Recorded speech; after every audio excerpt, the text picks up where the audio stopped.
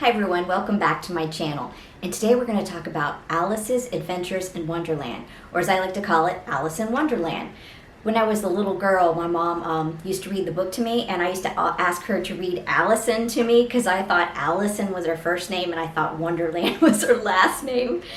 And like this book is kind of upside down, I figured I'd go ahead and give the summary first, so that those that know the story upside down and inside out and left to right and back to front, over, under, sideways, down, those people that know this book, they don't maybe want to know every little detail. I'll leave that to the end. I'll go ahead and give you the summary first. That way people who are maybe having to read this for some reason who didn't know it from childhood can go ahead and get this is what the book's about up front, front loaded. So Alice's Adventures in Wonderland was by Lewis Carroll, whose pen name was Charles Lutridge Dodson. Written in 1865, this novel was inspired by a little girl named Alice and her sisters. Alice and her sisters were the children of one of his friends, and they all went on a little boating trip. Not the kind of boats you think of now, big speedboats, the kind you row. And as they rowed along and enjoyed the afternoon, he was telling the little girls stories, and Alice had begged for him to write the stories down, and so he did. And so he dedicated this book to Alice, and she's also one of the main inspiration for the main character. Okay, so do you want to know what Alice in Wonderland's about? It's in the first poem, right before the book starts. He has a prima, a secunda, and a tertia all asking for something. The prima asks for it to be written down. Check. Secunda asks for there to be nonsense in it. Check. And the third asks for it not more than once a minute to have the nonsense. Check. So he actually fulfills all these requests in the novel. It's a nonsense novel. So what's Alice in Wonderland about, you ask? Well, in summary, it's kind of like a childhood dream. You have animals that talk and they turn into other things. You have all the meanings of the words questioned. You have the laws of physics destroyed, thrown into the winds and into the waters. You have contradiction after contradiction after contradiction. You have crazy oral fixations. Alice is eating, Alice is drinking, she's engaging in weird chatter, she's reciting weird poems. It's oral fixation city. And some people, I think, have even argued that she had an eating disorder or could have had an eating disorder. I think that's taking it a little far, but she is eating and drinking and growing and shrinking, and everything's topsy-turvy in this topsy-turvy world, and it's all good. And in my opinion, Lewis Carroll, if you're going to go crazy, go hard, and that's what he did. He went crazy and he went hard, and that's what you get with Alice in Wonderland.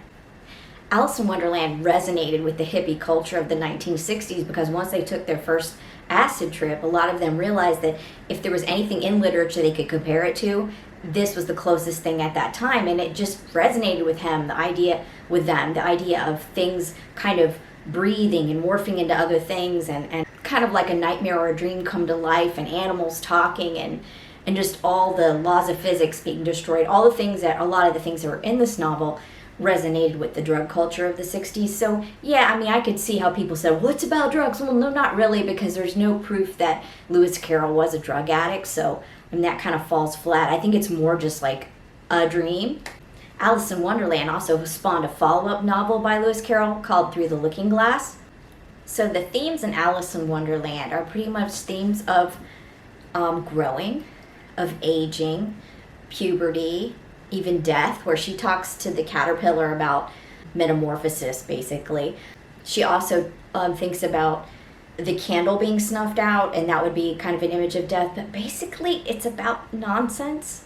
So if you read Alice in Wonderland and you come at it with the idea of, I'm going to enjoy these character studies, I'm going to enjoy a little bit of nonsense, and I'm going to enjoy some really wonderful illustrations, then you will enjoy the book. And I think the people that really loved it the most, and there are some people that are fervent about this book, that's what kind of what they love about it. Maybe they also love the poems and the little songs in it. As a child, I remember the typical scenes that most people do, which I'll talk about in my summary. But I think I really love the illustrations. They're just fantastic. If you're looking to find morals and lots of heavy meaning, you might not. This might be just one that doesn't resonate with you. I think that one of the reasons why it does just continue through the ages is because it's so fantastical and it's just a little bit of fun and it doesn't take itself seriously at all. And without further ado, if you want to stick around and get the fuller version, stay tuned. The story begins with the main character, Alice, on a riverbank in basically the same setting that the real Lewis Carroll with Alice and her sisters went boating. So he sets it there. So feeling hot and feeling sleepy, she looks up and she sees a white rabbit all dapperly decked out in a little waistcoat with a little pocket watch, and he's worrying about the time, and he runs into this hedge. So curious Alice follows this white rabbit down into a hedge, down through a hole. It's basically a tunnel, and she falls down, down, down. And about this point, you're getting into the surrealism of Alice in Wonderland. This is a surreal novel. It's one of the reasons the hippies loved it after the fact. It is a trip, and as long as you accept it's a trip, you're going to have a good time. If you fight the trip, you're not going to have a good time.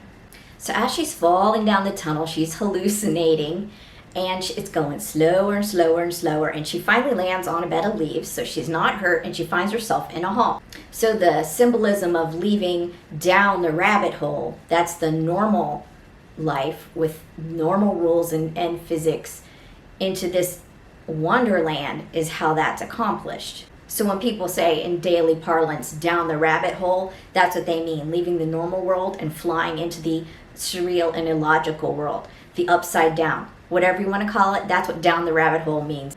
So finally landing on some dry leaves, she follows the white rabbit, but she finds herself stuck in a hall, and one of the little doors has this beautiful garden, but she can't get through the door. She sees this little stool. It's made of glass, and it's got 3 legs, and it's got all these different keys on it, and it has a golden key, and she tries all the locks, and she can't get anything to work. And she also realizes she's too big to fit through the door, so she sees a little bottle that says, "Drink me," so she does, and she shrinks down so that she could get through the door, but now the key's back up there, and she's too small. So she keeps having these dramas between growth and what she can accomplish when she's too small or too big. I guess you could symbolize that for adolescence. I don't know if you wanted to. So she shrinks down to 10 inches and calls it a curious feeling. And she says it a lot, like about feeling rather curious. So Alice, she's now small, but she can't reach the key she needs, so she sits down and cries. She does this quite a bit, but she cries herself a river of tears. And then she gives herself adult advice, which she does commonly in the novel, kind of like get a hold of yourself advice. She finds a glass box that's got a little cake, and it says, "Eat me." And so she does, and she gets bigger, and she's able to get a hold of the key, but now she's too big to get through the door. She's kind of back in this initial predicament. So she cries some more. She sheds a massive pool of tears. So the white rabbit makes his appearance again, and he's mumbling about keeping the Duchess waiting, and he's got kid gloves, and he's got a little fan, and when Alice sees him, she begs him for help, and it startles him, and he runs off, dropping the kid gloves and the fan. Alice then puts on, I guess they say she does it unconsciously, which is kind of like the whole novel's pretty unconscious, and she puts them on unconsciously, and she involuntarily begins to shrink again. And she says that she thinks she's just not quite herself. So Alice is now smaller, and she's in this pool of tears. So Alice has cried a great pool of tears, and she looks and she sees this mouse, and the mouse is swimming along. And so she asks the mouse for the way out, but the mouse, since it doesn't reply right away, for some reason she assumes that mouse is a French mouse. And so she says, "Où est ma chat?" Where's my cat? And of course because that's the only sentence, or the first sentence she knew in French. And of course this freaks the mouse out, and the mouse really it takes great offense to being asked about a cat. And this starts the habit of Alice repeatedly sticking her foot in her mouth, because she just wants to talk to these creatures, and sometimes she just says the first thing that comes to her mind, and sometimes the animals get offended by it. She proceeds to talk to the mouse, who leads her to a shore, and she sees all these other little animals are dripping wet as well. Some of the other animals on the show are a duck, a dodo, a lory, and an eagle, and they're all trying to get dry. And the mouse, who seems to be in charge, tells them all to have a caucus race, which means they all just kind of run around in a circle.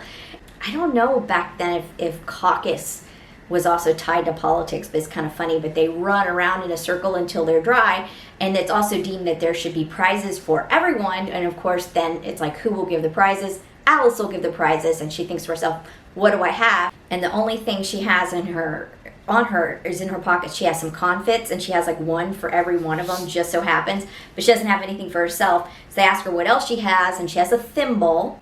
So they present her with the thimble, and everybody gets a prize for running around in a circle to get dry in the caucus race. So that's pretty nonsensical, and that's the kind of stories that you get in Alice in Wonderland. One of the suggestions that Alice is given is, before the caucus race, the dodo has like told Alice never to lose her temper, and that is a common theme in the book, that the animals sometimes say like, never lose your temper. So I don't know why that was something that Lewis was always kind of admonishing the reader, but there it is. So meanwhile, here comes the White Rabbit again, and he's trying to locate the Duchess's gloves. So he keeps calling Alice Mary Ann, and he instructs for her to go home and to fetch the gloves, because I guess Mary Ann is his assistant. Alice goes in the direction that the White Rabbit has instructed Mary Ann to go, and she finds a little house, and she sees W. Rabbit on the nameplate, and she goes on inside. She goes upstairs. She finds a little bottle that says "drink me," and you know, she's got an oral fixation, so she goes ahead and drinks it. But then she grows too large to leave the house, and there's a funny little scene where she's literally like putting her foot up the chimney, and you know, she's all cramped in this little house, like trying to stick her little limbs out here and there. And so she becomes too big for the house, and this causes a great disturbance because the White Rabbit and a lizard and all these other critters see that something's going on, and she's sticking her hand out, she's trying to swipe at them. And so she thinks that she hears that someone says something about burning the house down, and she yells out, "I'll stick my cat on you. I want to be in the video. I want to be in the video. Say hi." There's a funny little part that happens before. A lizard named Bill was sent down the chimney, and she hears a scuttling, so she kicks him, and then they go, "There goes Bill," when he goes shooting out of the chimney like a shot put. And Lewis Carroll tells us at the point where she's reaching her hand out and she's swiping, that she kind of realizes that she's in a fairy tale. For some reason, at this point where she's stuck in the house with her hand stuck out the window trying to snatch at one of them, that's where she realizes that she's in a dream, essentially. But meanwhile, the creatures just begin pelting the house with little pebbles that turn into cakes. And of course, Alice, with her oral fixation, she's going to eat those little cakes. So then she begins shrinking, and she's able to leave the rabbit's house. So Alice, she wanted to be her normal size again, though. She gets small enough to leave the house, but she wants to be her normal size. She looks around everywhere for something to eat.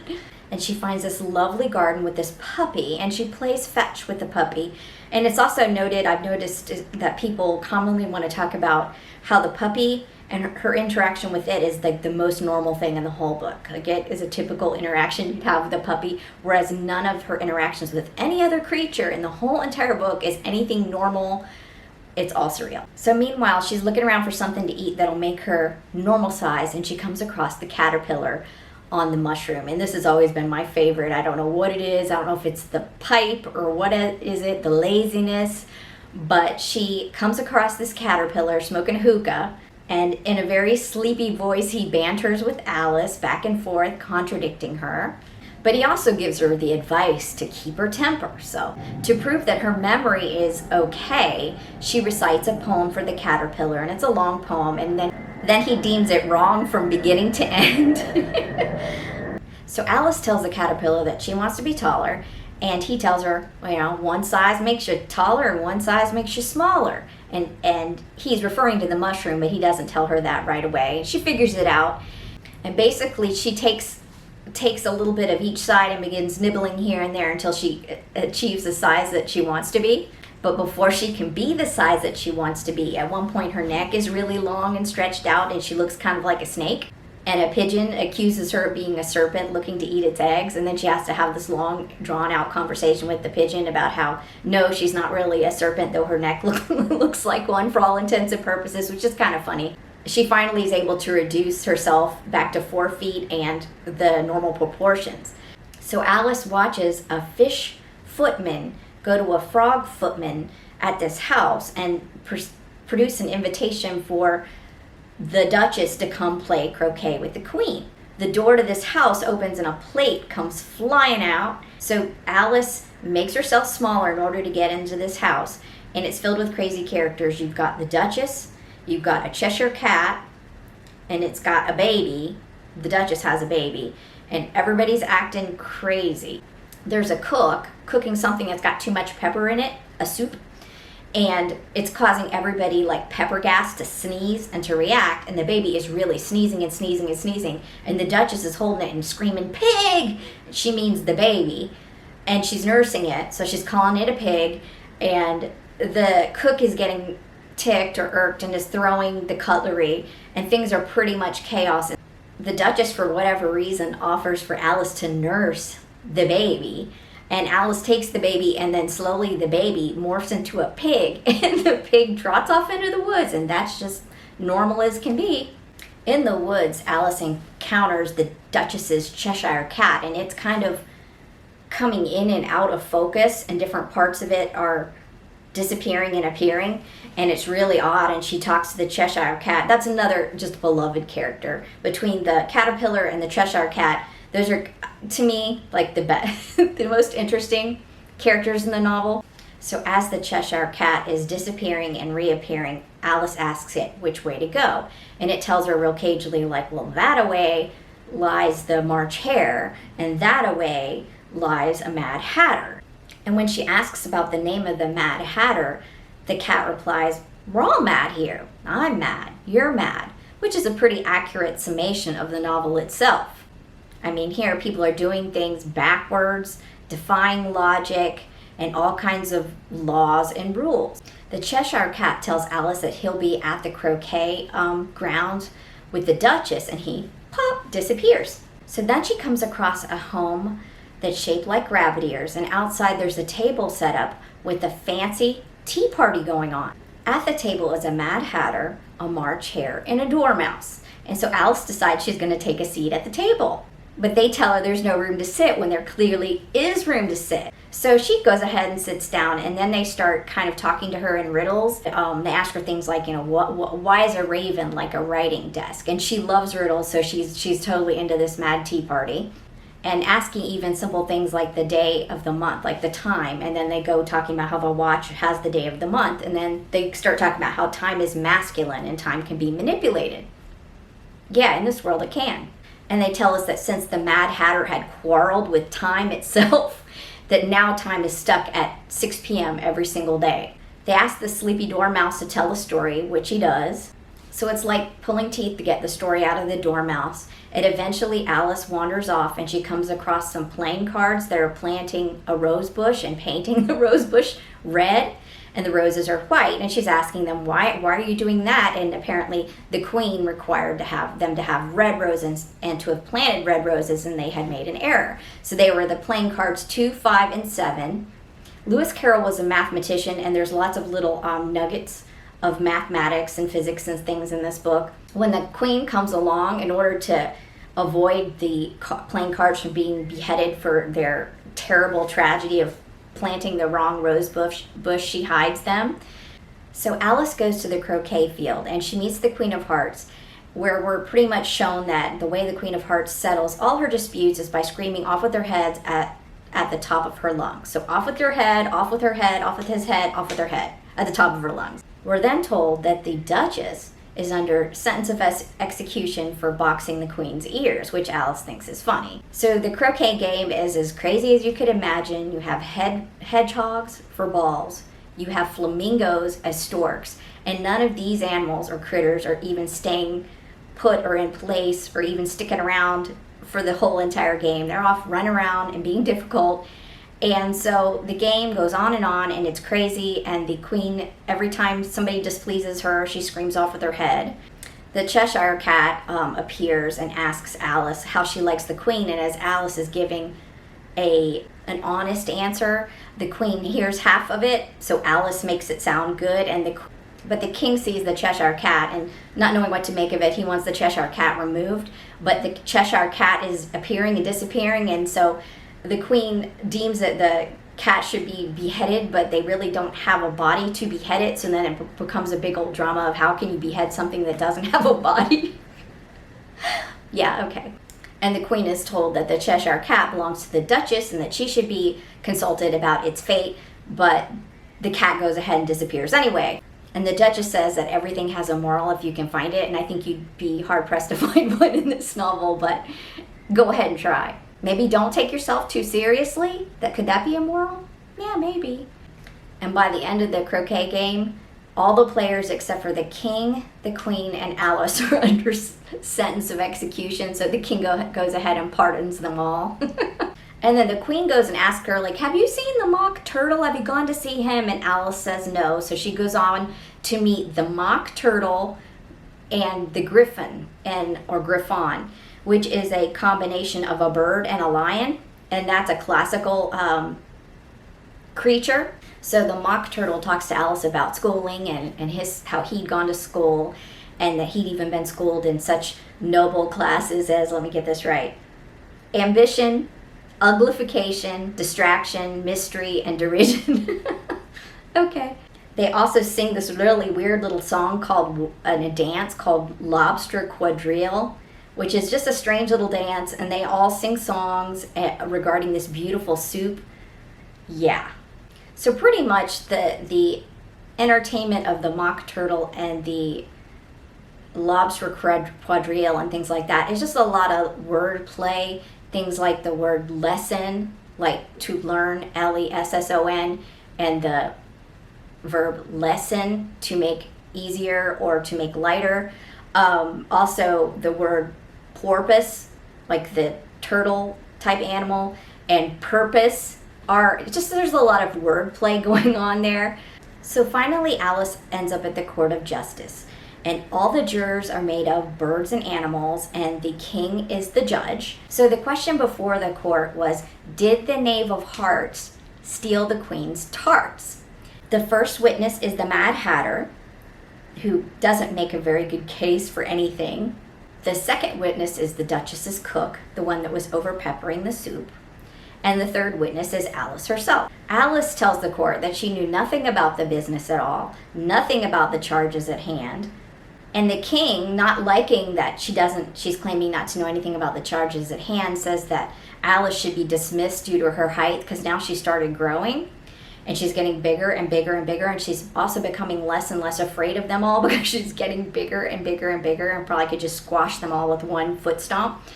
And a note is procured alleging that would clear up the question of whether the Knave of Hearts stole the queen's tarts, and it is read aloud, and Alice says that she cannot find an atom of meaning in it at all. And it's kind of like this story. You can't find an atom of meaning in it. You just have to enjoy it for its eloquence or its elocution or something, because there's not a damn bit of meaning in it at all.